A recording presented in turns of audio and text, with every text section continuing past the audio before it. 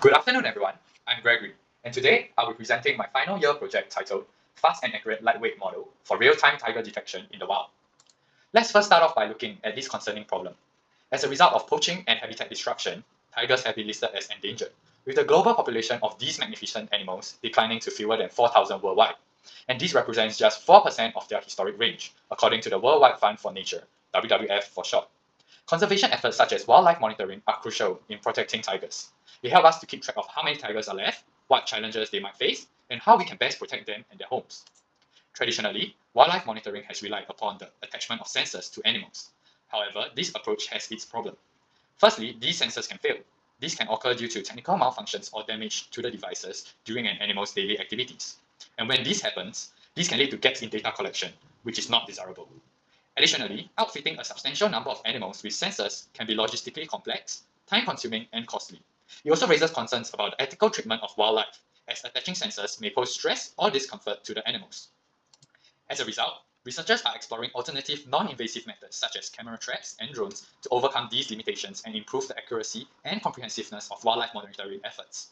However, saying so, a significant challenge remains.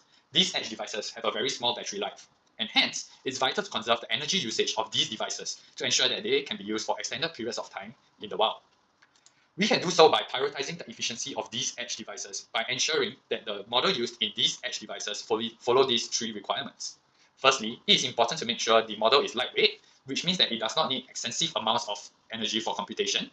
Secondly, the model must be rapid, so that detections are fast, and this allows the edge devices to remain in a low power or standby state when not in use, conserving energy until it is needed again.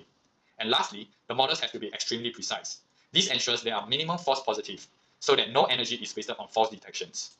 The central objective of this project is to present an adapted backbone structure that outperforms state-of-the-art lightweight models such as MobileNet V2 and ShuffleNet V2, specifically in terms of precision and inference speed, all while being mindful of model complexity. And I named this backbone ShuffleNet V2 X0.75. My optimal backbone architecture commences with the first two layers of ShuffleNet V2 X0.5, encompassing a Conv V1 plus max pooling layer, followed by stage 2. To seamlessly transition to the last three layers of the more complex ShuffleNet V2 X1, a connecting convolutional layer is used to link stage 2 to stage 3, ensuring the output dimensions from the stage 2 of ShuffleNet V2 X0.5 aligns with the input requirements of stage 3 of ShuffleNet V2 X1. This combination of components from both ShuffleNet V2 X0.5 and X1 has been determined as the most efficient after experimentation, and this is also why I named the backbone ShuffleNet V2 X0.75, as it is a hybrid of the two versions of ShuffleNet. It creates an architecture that establishes an information bottleneck, promoting computational efficiency, particularly in the early stages with smaller channel dimensions. As the network progresses, it gradually learns intricate hierarchical features, facilitating efficient learning and robust generalization while expanding channel dimensions. This slide illustrates the general architecture of my proposed model, with a specific focus on the output channels in comparison to two different versions of ShuffleNet V2, the X1 and X0.5 versions. Notably, the output channels in my backbone match those in the first two layers of X0.5. This alignment is achieved by utilizing the initial two layers from X0.5 and then using a connecting layer to adjust the channel dimensions to 116, corresponding to the output channel of stage 2 in X1. This configuration enables a seamless transition into stage 3 of X1.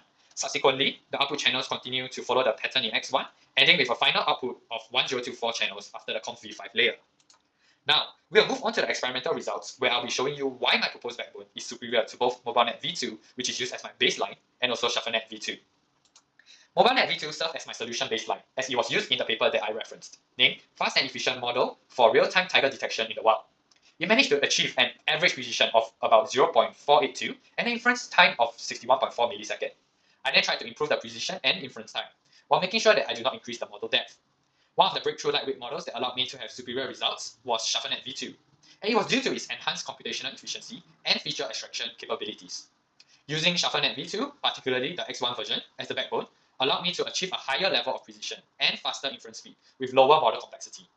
I then dived deeper into looking at ways to improve the backbone further and played around with the architecture of ShuffleNet V2, which eventually led me to the development of my hybrid model ShuffleNet V2 X0.75, which utilizes components from both ShuffleNet V2 X1 and X0.5.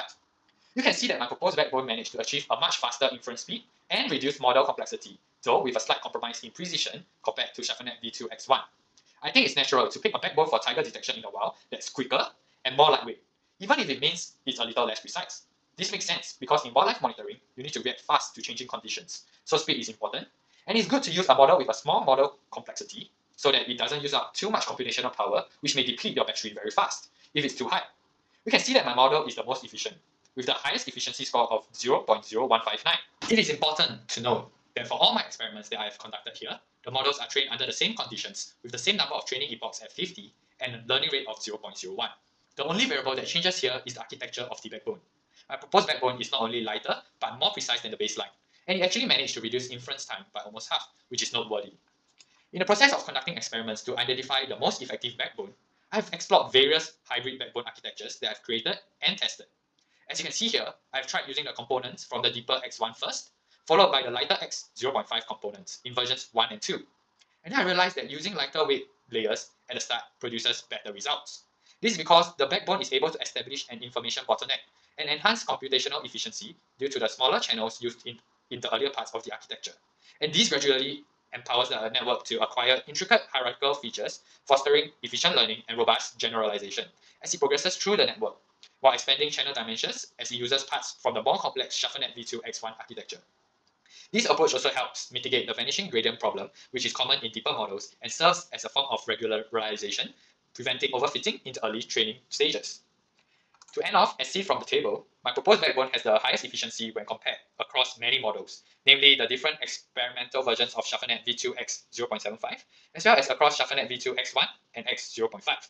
It managed to achieve the highest precision per unit inference time of 0.0159. These conclude my presentation. Thank you for your attention.